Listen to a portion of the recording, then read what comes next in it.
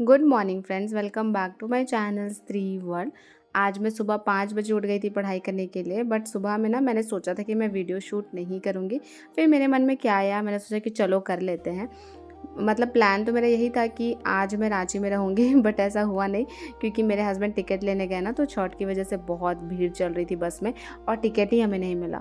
तो फिर मैंने मतलब आज शाम का टिकट कराया है, तो मैं कल रांची पहुँचूँगी।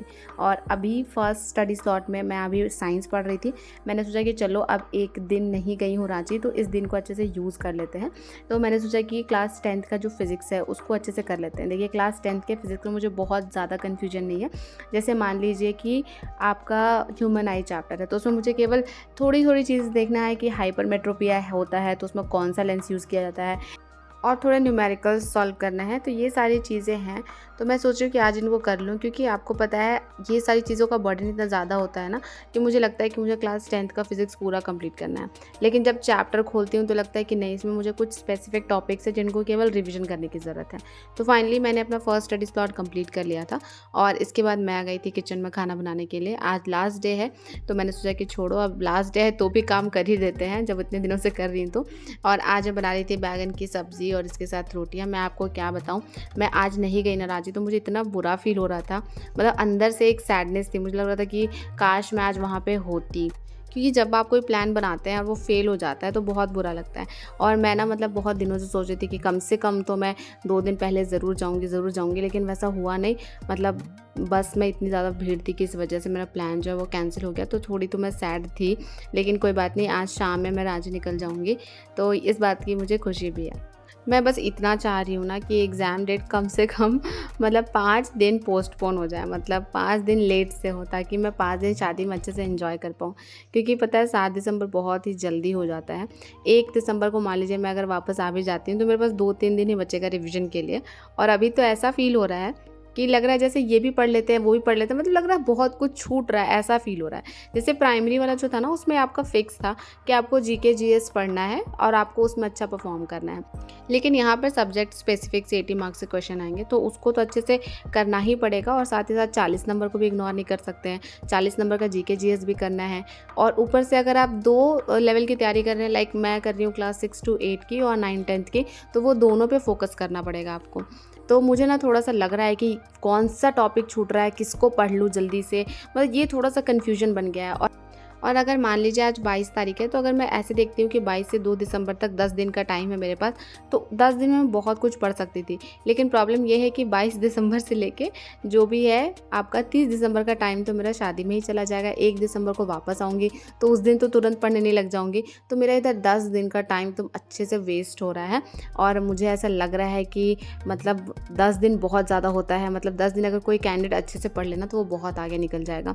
तो इसीलिए मुझे थोड़ी सी टेंशन हो रही है। लग रहा है कि कौन से सब्जेक्ट को पहले कंप्लीट करूं, किसको बाद में छोड़ूं, बाद के लिए छोड़ूं, मतलब कुछ समझ ही नहीं आ रहा है। इसलिए मुझे ऐसा लग रहा था कि अगर 4-5 दिन डेट एक्सटेंड कर दिया जाता तो मुझे बहुत ज़्यादा राहत मिल जाती, क्योंकि मैं ना मतलब 10 दिन फिर मुझे अगर एंड में मिल जाए तो मैं अच्छे से पढ़ लूँगी। लेकिन देखिए अब क्या होता है।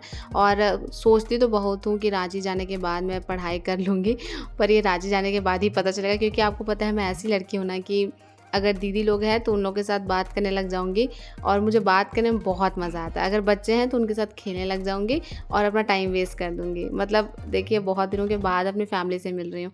लास्ट में गई थी, मतलब मई में मैं आई हूँ ससुराल, और उसके बाद से 7 महीने से किसी से नहीं मिली हूँ मैं, क्योंकि सब लोग झारखंड में रहते हैं, मैं अकेले बिहार में रहती हूँ। जो लोग झारखंड में रहते हैं ना, वो लोग आपस में एक दूसरे से मिल भी लेते हैं, जैसे बड़ी दीदी और सेकेंड वाली दी, मम्मी, ये लोग सब आपस में मतलब 7 महीने में कम से कम 7 से 10 बार तो ज़रूर मिल लिए होंगे। लेकिन मैं अभी तक एक बार भी नहीं मिली हूँ, तो मुझे बहुत ज़्यादा मतलब उनसे मिलने का ही मन कर रहा है। और फिर लग रहा है कि 10 दिन के लिए ही जाना है, और उसमें भी जाने के बाद सिर्फ पढ़ाई करूँगी तो फिर एंजॉय नहीं कर पाऊँगी। तो दोनों चीज़ें दिमाग में एक साथ चल रही हैं। मतलब बताऊँ, मेरी स्थिति ऐसी हो गई है कि दुविधा में दोनों फंसे, माया मिली ना राम। देखते हैं क्या मिलता है मुझे। क्योंकि अगर वहाँ पढ़ाई भी करूँगी तो मम्मी कहेगी कि तुम तो थोड़ा भी टाइम स्पेंड नहीं करती हो मेरे साथ, और अगर टाइम ही स्पेंड करूँगी तो दिमाग ये कहेगा कि तुम तो अपना टाइम ही वेस्ट कर रही हो, पढ़ाई कुछ नहीं कर रही हो। तो ऐसी सिचुएशन हो गई है ना, क्या बताऊँ मैं आपको। आप में से बहुत लोग पूछ रहे थे कि दी मेरा फॉर्म जो है वो सबमिट नहीं हुआ, एरर दिखा रहा है। तो वो एक प्रॉब्लम मैंने आपको पहले ही कहा था कि फॉर्म थोड़ा पहले फिल कर लीजिएगा, क्योंकि एंड टाइम पे ना उनका साइट बहुत ज़्यादा स्लो हो जाता है। और आप में से ये सब लोग ये भी पूछ रहे थे कि 40 मार्क्स के जीएस की तैयारी कैसे करें। तो मैं तो कहूँगी कि जो आपने प्राइमरी के लिए पढ़ा था ना, आप उन्हीं सोर्सेज़ को बार बार रिवाइज़ कीजिए, कुछ नया मत पढ़िए, क्योंकि जितना प्राइमरी के लिए पढ़ा था मुझे लगता है कि उतना इनफ होगा। अगर उन्हीं सोर्सेज़ को बार बार रिविज़न करेंगे ना, देखिए उनको लर्न करना भी आपके लिए ईजी रहेगा, और साथ ही साथ जो आप लर्न करेंगे वो आपको एग्जाम में याद भी रहेगा। ज़रूरी नहीं है कि आपके सोर्सेज से डायरेक्ट क्वेश्चन आ जाए, लेकिन हाँ उस पर बेस्ड क्वेश्चन आएंगे तो आप उसको ज़रूर कर पाएंगे। लेकिन अगर आप इधर उधर ढेर सारे यूट्यूब चैनल पे एकदम ऐसे ही MCQ सॉल्व कर रहे हैं और 2-3 बुक से ऐसे ही वन लाइनर क्वेश्चन लर्न कर रहे हैं, तो उसका कोई फ़ायदा लॉन्ग टर्म में होता नहीं है। क्योंकि लास्ट टाइम मैंने ऑफिसर्स अकेडमी का जो 7000 क्वेश्चन वाला PDF था, उसको मैंने ऑलमोस्ट हाफ तो लर्न कर ही लिया था, बट ऐसा कुछ फ़ायदा दिखा नहीं। मतलब मुझे ऐसा लग नहीं रहा था कि उस क्वेश्चन में से कोई भी एक क्वेश्चन आया होगा। फ़ायदा केवल इसी चीज़ का हुआ कि जो मैंने बेसिक्स प्रिपेयर किया था, जिनको मैंने बहुत अच्छे से लर्न किया था, बस उसी का मुझे फ़ायदा हुआ कि उस पे बेस्ड कुछ क्वेश्चंस आए, तो मैं उनको मार्क कर पाई थी। आप में से बहुत लोग करंट अफेयर्स के बारे में पूछ रहे थे, तो करंट अफेयर्स का पोर्शन तो मैं कर ही नहीं रही हूँ, क्योंकि देखिए हर चीज़ तो हम नहीं कर सकते ना। मतलब 80 मार्क्स की भी तैयारी करिए, फिर 40 मार्क्स में तो कितनी वैरायटी है। आपको 40 मार्क्स में साइंस भी पढ़ना है, GK भी पढ़ना है, मैथ्स रीजनिंग भी पढ़ना है, करंट अफेयर्स भी पढ़ना है, तो सब कुछ आप तैयार करके नहीं जा सकते। तो मैंने तो उसको छोड़ दिया है। हाँ, देख लूँगी करंट अफेयर्स एग्जाम से एक दिन पहले, जो मोस्ट इंपॉर्टेंट 100 करंट अफेयर्स या 50 करंट अफेयर्स ऐसे कोई वीडियो डालता है, तो वो वाला वीडियो मैं एंड में देख के चली जाऊँगी। लेकिन अभी मैं करंट अफेयर्स पर टाइम वेस्ट नहीं करूँगी। आप में से बहुत लोग पूछ रहे थे कि आपके मैथ्स में कितने क्वेश्चन सही होते हैं और कितना नंबर आ जाता है। तो देखिए अगर मैथ्स जो है 80 मार्क्स का रहता है, तो 80 मार्क्स में मेरा मतलब ऑलमोस्ट 60 to 65 आ जाता है। ऐसा नहीं है कि नहीं आता, कभी कभी 65 से भी ज़्यादा आ जाता है अगर सेट ईजी हो तो। वो डिपेंड करता है सेट की नेचर के ऊपर। अब एग्ज़ाम में देखिए क्वेश्चन कैसे पूछे जाते हैं। अगर लास्ट टाइम जैसा पूछा जाएगा तो मुझे लगता है कि मैं 60+ उसमें स्कोर कर लूँगी। लेकिन अगर उससे थोड़ा टफ पूछ दिया जाता है तो फिर मुश्किल है, क्योंकि ना मैंने 11th और 12th के पोर्शन को बहुत अच्छे से कंप्लीट नहीं किया है। मैंने केवल 9th 10th पर ज़्यादा फोकस किया है।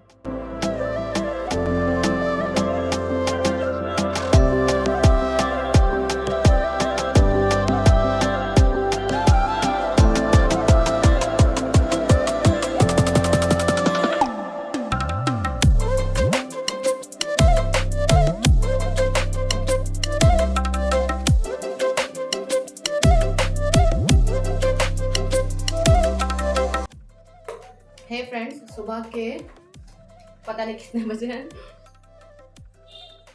सुबह के 8:45 बज गए हैं और अब मैं पढ़ाई करने जा रही हूँ।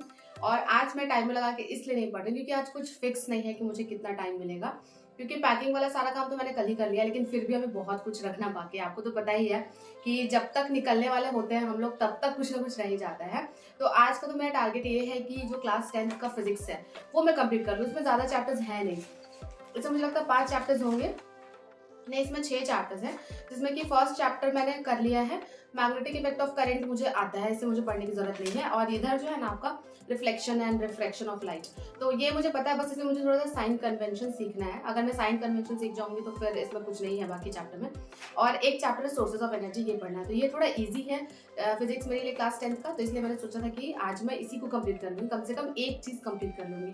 और सोचिए जाते जाते तक पढ़ाई कर रही हूँ, मतलब कैसी सिचुएशन हो गई है। कभी कभी मुझे बहुत बुरा भी लग रहा है, लेकिन छोड़िए। अब मतलब मेरे पास ना कोई प्लान भी नहीं है या ऑप्शन भी नहीं है, मतलब पढ़ना भी है और शादी में भी जाना है। अब मुझे दोनों ही करना, अब चाहे मैं जैसे भी करूँ। और मैं तो सोच रही थी कि मैं आज ही रांची पहुँच जाऊँगी, बट ऐसा हुआ नहीं। अब देखते हैं, अब कल रांची पहुँचूंगी तो कल आपसे मिलूंगी। चलिए अब मैं अपने सेकेंड स्टडी स्लॉट की शुरुआत करती हूँ। इसके बाद मैं पढ़ रही थी सोर्सेज ऑफ एनर्जी, और ये चैप्टर ना इतना बोरिंग था, लिटरली मुझे नींद आने लग गई थी। आपको पता है इसमें अगर आप पढ़ने लग जाएंगे ना तो आप पागल हो जाएंगे। मतलब इतनी सारी एनर्जीज़ के बारे में बताया गया है और उनका सेटअप कैसा होता है, कैसे उससे इलेक्ट्रिसिटी जनरेट करते हैं, ये सब कुछ बताया गया है। जैसे आपको जो है कोल, पेट्रोलियम फ्यूल्स, ये सब तो आपको पढ़ना ही है। बायोगैस, बायोमास, बायोडीजल, फिर उसके बाद wind energy, wave energy, tidal energy, nuclear energy, पता नहीं कौन कौन सी एनर्जी, बहुत सारी एनर्जीज। मतलब इतना सारा पढ़ने के बाद मेरे दिमाग में तो लग रहा था कि सब मिक्स हो गया है। लेकिन मैंने क्या किया है ना कि मैंने कुछ इंपॉर्टेंट पॉइंट्स के स्क्रीनशॉट ले लिए हैं, सॉरी स्क्रीनशॉट नहीं, पिक्चर्स क्लिक कर लिए अपने फ़ोन पे, क्योंकि जब मैं जाऊँगी रात में तो मैं सोच रही हूँ कि रात में एक बार उनको बस ऐसे स्क्रॉल करके देख लूँगी, क्योंकि जो चीज़ें मुझे एक बार में समझ नहीं आती या फिर कन्फ्यूजिंग लगता है तो उसको मैं सेम डे पे रिवाइज़ करती हूँ। इसलिए मैंने फ़ोटो क्लिक कर लिया है, क्योंकि सारे बुक कॉपीज़ ले जाना पॉसिबल नहीं है मेरे लिए, क्योंकि ऑलरेडी मेरा सामान बहुत ज़्यादा हो गया है, तो वैसे में एडजस्ट करना थोड़ा मुश्किल है। तो इसलिए मतलब जिन सब्जेक्ट को मैं बिल्कुल भी नहीं पढ़ूंगी या फिर केवल उनको रिवाइज़ करना बाकी है तो उनको तो मैं आके करूँगी, और कुछ के पिक्चर्स क्लिक कर ले रही हूँ और बाकी को यूट्यूब से पढ़ लूँगी। और ऐसे ही करके मतलब थोड़ी बहुत पढ़ाई तो करूँगी, क्योंकि मुझे भी पता है कि ये जो है ये आखिरी मौका हो सकता है मेरे लिए, अब मैं इसको गंवाना नहीं चाहती हूँ। और पता है कभी कभी ना मुझे ऐसा लगता है कि भगवान आपकी टेस्टिंग करते हैं, वो देखते हैं कि अब तुम्हारा आखिरी मौका है तो तुम क्या चूज़ कर रही हो, तुम मस्ती चूज़ कर रही हो या पढ़ाई करना चूज़ कर रही हो, उसके अकॉर्डिंग ही तुम्हें कुछ फल दिया जाएगा। तो मैंने तो दोनों चूज़ कर लिया है। अब देखते हैं कितने बड़े चैलेंज को कैसे कंप्लीट करूँगी। और पढ़ के उठने के बाद ना मैंने थोड़ी सी अपने हेयर्स में ऑयलिंग कर ली है, क्योंकि अभी मुझे अपने बाल धोने हैं। और आप में से कुछ लोग कहते हैं कि हेयर केयर वीडियो डालिए, पर मैं सच बता रही हूँ बिल्कुल भी टाइम नहीं बचता है। लेकिन हाँ, जैसे ही एग्ज़ाम ख़त्म होगा ना तो मैं एक स्किन केयर और एक हेयर केयर रूटीन अपना आपसे ज़रूर शेयर करूँगी। और अभी मैं दोपहर में सबके लिए खाना बना रही थी, और सबको खिलाने के बाद मैंने बर्तन भी वॉश कर लिए हैं, और इसके बाद मैं नहाकर फ्रेश हो जाऊंगी और फिर से पढ़ाई करने लग जाऊंगी। और अभी का जो मेरा काम था ना वो ये था कि मुझे बाकी चैप्टर्स के जो जो इंपॉर्टेंट पॉइंट्स लग रहे हैं उनका मुझे स्क्रीनशॉट लेना है या एक शॉर्ट नोट्स बना लेना है। तो मैंने तो एक बहुत ही छोटा सा फालतू सा शॉर्ट नोट्स बनाया था गंदे हैंडराइटिंग में, और उसका मैंने पिक्चर क्लिक कर लिया है। और आपको पता है ऐसे ना बहुत चैलेंजिंग लगता है कि आपको सेम डे पे अपने मायका भी जाना है और सेम डे पे आपको घर का काम भी करना है, और उस दिन आप चाह रहे हैं कि आप थोड़ा सा पढ़ भी लें, तो ये थोड़ा चैलेंजिंग होता है। लेकिन पता है ये सब ना माइंड गेम होता है। अगर आप अपने माइंड को मतलब अपने कंट्रोल में रखते हैं, बार बार उसको कहते हैं कि नहीं, चाहे कितनी भी मुश्किलें क्यों ना हो, तुमको 2 घंटे 3 घंटे पढ़ाई करनी ही है, तो वो पढ़ ही लेगा, मतलब आपको वो मजबूर कर ही देगा पढ़ने के लिए।